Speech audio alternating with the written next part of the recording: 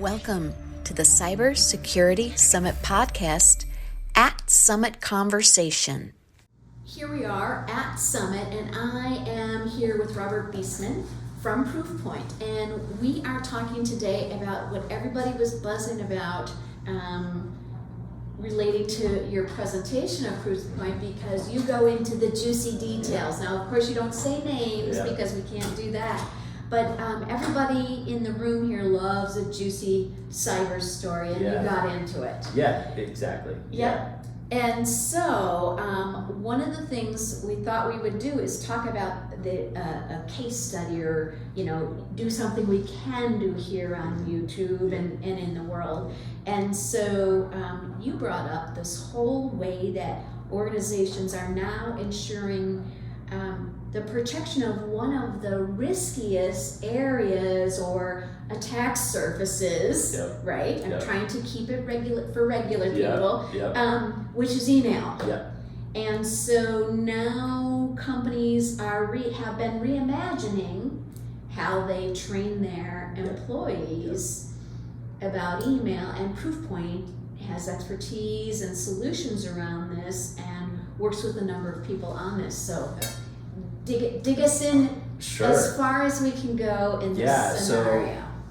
So, as you know, one of the greatest risks that threat actors try and manipulate is the human, right? Yes. So everybody talks about all these software vulnerabilities, and clearly they're a big issue, but what is a huge issue is being able to social engineering a person and getting them to open an attachment or click on a URL, and then all of a sudden that leads to very bad stuff. So what we've tried to do at Proofpoint, right, you need to try and subdue the risk of the people, and you do that by awareness programs, training programs, education programs to talk to them about how they can defend themselves against threats that are coming their way, particularly through email. And still do work. And still be productive, do their day-to-day and jobs. share with their neighbors and all that. And so what we're doing at Proofpoint is not necessarily a one-size-fits-all security education program where, like you said, you've done it, we've all done it, and we all have these programs where it's once a year, it's an hour long, and it's these modules that you're just like, end this thing now. So what we're trying to do at Proofpoint is make things what we call more threat-led awareness training. So particularly take real world threats, things that are actually targeting, maybe it's you or your department or your organization, and educate you on those things that are actually targeting you, rather than these kind of fictitious modules that we all kind of click through, right? So we're taking real data that is targeting you, a threat data that is targeting you via email. Say it's, I don't know, a lure trying to get you to click, and it's purporting to be, maybe it's your CEO. And so we will essentially train off of those real threats that were observed, rather than something that maybe hasn't targeted organization or wouldn't be pertinent to your job role. And what we can also do is train based off of actual roles and departments. So each department or role gets a different training so it's not a one-size-fits-all approach. Because threat actors, they're smart. They will look on LinkedIn, look at people's public personas and go, oh, this person's in payroll, I'm going to target them with a payroll-related email. Of this course. Person's in supply chain, I'll target them with an invoice-related one, right? And so why not train them on things that are actually going to target their role or their department, instead of these one-size-fits-all approaches. Right, because otherwise you got a list of 12 things instead of here's the one thing you really got to be watching for, right? Exactly. And then they don't have to watch the whole wall, they watch their portion of the wall. And also, there's an aspect to make sure that education is fun and not these kind of mundane things where you click through. So we're starting to recommend, do little bits at a time, 5 minutes a month, right? Try and embed security more into a culture by kind of making it, quick 5-minute thing, make it fun, make it reasonable. Everybody's got things to do, right? But it's a lot to try, and I have a toddler daughter. Trying to train her and educate her on anything is very difficult, right? Like humans, unless she's interested. Unless she's interested, or if there's food involved. But there is also in educational awareness training, there is a carrot approach that we've seen with our some organizations we work with works really well. Yeah, for sure. So that's right. But humans, it's hard to educate them and steer them the right way. But it's also the largest vulnerability. That's that doggone free will thing. It's that doggone free will thing, and it's hard. But there are solutions that organizations can deploy that can make things stick just a little bit better to completely lower the risk of the human. And so if I'm a company, what size of a company really needs to be thinking of, well, I know the answer that everybody does. Yeah. But let's just say in the world today, with what I'm Sure. sure you have a lot of intelligence around this. Yeah. Where's the sweet spot that's being targeted now? I think early Yeah. on it was big companies, So- then it's small and medium. So what we'd like to What talk are you about seeing now? is there are various aspects throughout the supply chain that are very vulnerable that threat actors are going after. Threat actors in general are going after the lowest hanging fruit, right? Everybody's still faxing. Yeah. There's a lot of industries that still fax. There's a lot of, let's just call them less secure organizations. Maybe they don't have the resources or the wherewithal to be able to secure themselves. And so what threat actors are doing is all they need is a way in, right? And so They just need they're one. casting a wide net.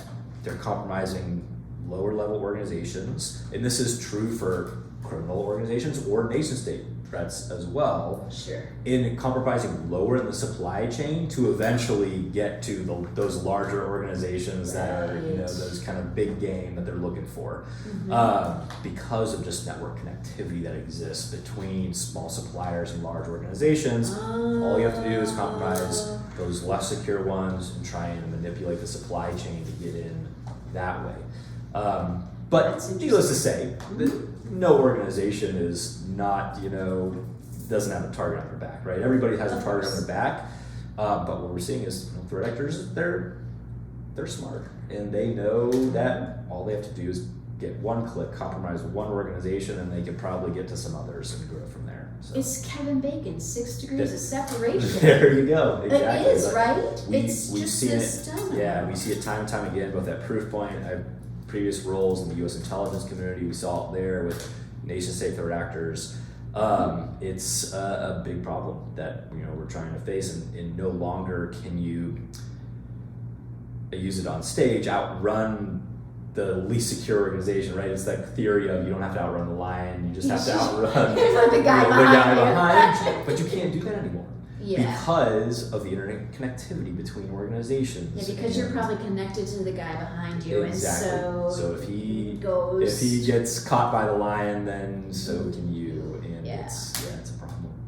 Wow. Okay. So now you've proposed different questions in my head that I had before. You've taken me down some paths. It's like it's almost like it's like you're in a dream and you keep opening doors and. Well, I mean, I'm in threat intelligence, so usually we take people down the dark path, but Yeah. Well, so is there? It seems like older folks might be more premium targets because they're less savvy, or maybe not. I would say not necessarily, right? So there are 5 generations in the workforce right now, if you can believe it. From people who saw the moon landing, to people who had. I'm in that group. Yeah, to people who had Facebook profiles in utero, right? Right? It really runs the gamut. It's far. And it depends, right? You think that, if you're an older generation, you're not used to new technology and you need more training. Not necessarily true, right? People who were completely brought up with technology trust it more, right? Because it's always you were saying that. So not necessarily.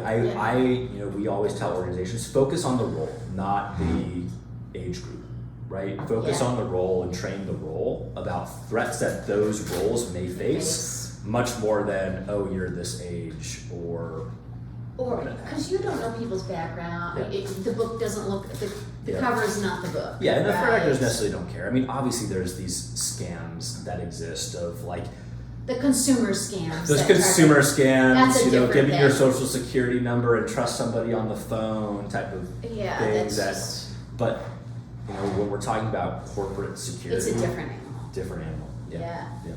What do you think?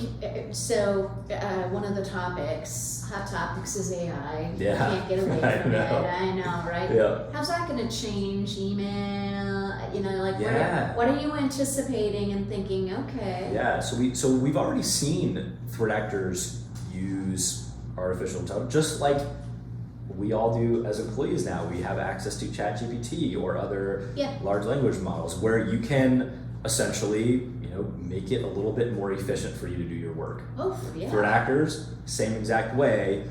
So what we're seeing is a lot better use of social engineering, because instead of an email that looks fictitious, it's in broken English or isn't quite right. Yeah.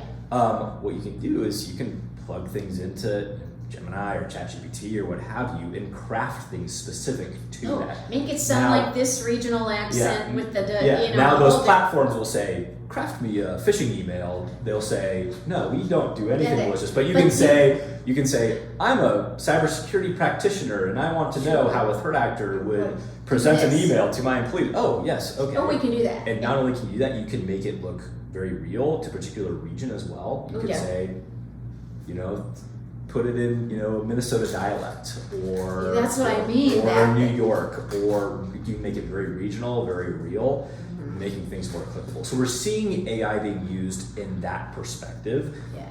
Now I think a lot of folks are like, yeah, that's probably a no-duh that threat actors would do that, and it's generally a problem. Yeah. Threat actors can leverage artificial intelligence and use in crafting malware and such, but at the end of the day, the tools that they already have are working perfectly. They don't need it, so why are they going to it? go there? It doesn't necessarily make the malware any more malicious. It makes it maybe a little bit easier for them to craft. Maybe lowers the ability of some people, right? So if you don't have any experience in bad activity, maybe you can just you can, right. And there's an entry point. It lowers the entry point exactly. So that's possible. The good news is that from what I see in our perspective is that the artificial intelligence use in the defense of these threats is so far outpacing anything that the threat actor is using. So we have AI technologies to detect and thwart various threats. So that's the good news, right? So there's in the U.S. In the U.S. specifically, in the U.S. Maybe not other countries. Maybe not other countries, but there's a lot of vendors like Proofpoint that are global organizations that are facing it. Exactly. But so I don't think it's the existential crisis that people are making it out to be. There's a lot of good minds thinking about there's it. A lot and of working good minds on thinking about it. Now there's also, for organizations, a data loss aspect of things that they need to think about, making sure there's corporate policies so you're not putting proprietary data into ChatGPT or other things, because in general you're not. Because then you don't own it anymore, by the way. Exactly. I know, and but I don't think a lot of people understand that. They don't. I think that's a realm that I think is going to come about. Agreed. That hasn't been talked about at all yet. Yeah. And I'm conscious because I do actually use a tool now, because of course I'm a boomer, and I was like, it's not that I'm against AI, but it feels like cheating. It still feels like cheating on the test. I couldn't imagine what it'd be to be a high school student today. It'd be pretty easy. It was just so different. I was actually talking with Diana Burley this morning, professor, and we were talking. She's like, she was talking about the library and going into the stacks, and I'm like, she goes, I don't think most people on the thing are going to know what I'm talking about. I'm like, that's books in a library because they're stacked. Yeah. It's kind of an interesting thought to think of the way we do things now, and we are going to continue to use AI in more instances. I can find the way I'm using it. It's only about 75%. It gets about 75% of the work done. It never fulfills it. Yeah. Because because then the time you spend trying to craft it so much, it's like trying to cheat on the test. Why not just do the work, right? But I do think it does give you a leg up. I think it speeds it up. I think what exists today, much like I was doing some work with Microsoft when touchscreen came out, and when they were touring the board, it was huge, and people touched, and the moment they could two fingers and it moved, it was like, wow! And it was like there were only about 5 places on the thing that you could do it, and it, very specific things, and now that's nothing, right? So I think AI will just be that at some point in time, and it will norm, and it will get its guardrails, and it will get. Well, that's the hope. I don't necessarily believe that like Skynet is coming anytime soon, but there needs to be at least corporate governance and communication around how to effectively use these platforms. And is that something? Do you guys build that into your relationship when you work with folks as well? Is that another part of what you do? A little bit. It's always something that it's anecdotal right now, but we're always trying to make companies aware of what best practices should be, right? So what Proofpoint does, we do a lot in the data loss world, and so part of it's educating them about making sure that. Again, they have various governance policies on what employees can and cannot put into those platforms, and I think that's critical and important. And so, in the data loss world, in the next year, what are you looking at? That's effectively what we're looking at, right? What's keeps you up at night? What's scary? Insider threats who are not necessarily intently malicious. But are just doing things the wrong way. I think that's what unintentional data loss, let's call it that. Right? I think we've all typed in email and it's like, oh God, we sent it to the wrong person, right? Like that is still an issue and still a thing that exists that, it's tough to, defend against that. Proofpoint is building solutions to make it much harder for employees to do that, which is great. But that unintentional data loss is a real thing. Think about if you're sending a supplier an invoice with banking information, all of a sudden it goes to somebody else. That's a big. Once that data is gone and sent, you don't necessarily know what somebody on the other end. You don't know if it's a decent person. You lose your wallet. Is the money coming back? Exactly. Your cards might be in there, but the money's gone, or the. Now there's obviously intentional data loss that occur, whether it's a disgruntled employee. I again come from the U.S. intelligence community side, where we see espionage occur quite a bit. Depends on your organization. Sure. If you're a big company, you could go have someone come in and get a job. It's not like it doesn't happen. Defense contractor, all of a sudden the specs for your, let's call it the F-35 aircraft, all of a sudden are in the hands of China. Right? So things in the espionage world, while we watch a lot of TV shows about that and they're cool and they're fun, there actually is a world that does exist where there are espionage related insider threats that data loss can occur, but the prominent amount of data loss is really from unintentional data loss, and that can be really hurtful for a lot of companies, right? From a bottom line perspective. Are companies going to, I've been talking with another person here and talking about cyber insurance and how that's changed. So that's kind of a companion to everything everybody's doing. At first, as it was described to me, it was hard to figure it out. Now it's a lot more advanced, and you